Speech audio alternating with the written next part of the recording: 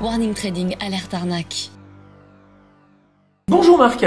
Bonjour Nicolas. Alors aujourd'hui Marc, quelle est l'arnaque du jour? Alors aujourd'hui j'ai une devinette. J'ai une société russe spécialisée dans l'investissement dans les startups, une banque polonaise et le régime fiscal français sur les plus-values. Alors, que suis-je? Facile, une belle arnaque. Exactement.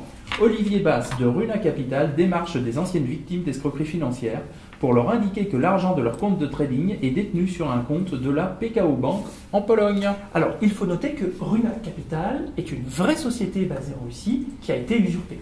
Elle est spécialisée dans l'investissement dans les hautes technologies et ils ne vous contacteront jamais par téléphone. Et c'est là que l'arnaque sort de l'ordinaire. Car la victime va recevoir un rapport de frais de clôture à l'entête de Runa Capital avec une invitation à payer des frais sociaux, évidemment plutôt conséquents. D'où la mise en scène avec le régime fiscal et ses fameuses plus-values. En effet, pour étayer cette demande farfelue, elle sera accompagnée d'un courrier alors là extraordinaire, intitulé « Demande de clôture de compte ». La lettre est signée par Bransky Kolovov du service comptabilité et financier de la PKO Bank.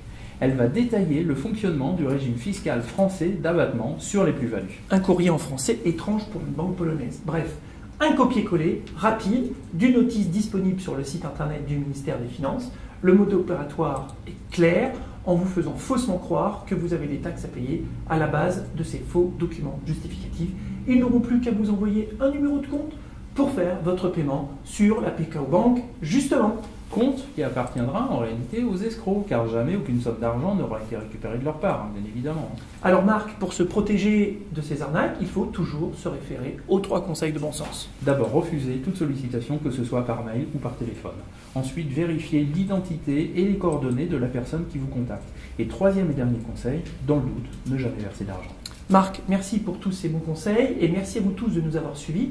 Pour nous aider à lutter contre cet exemple de cybercriminalité, je vous invite à diffuser et à partager massivement cette vidéo. Merci Marc et à bientôt sur Warning Trading. Warning Trading, alerte arnaque.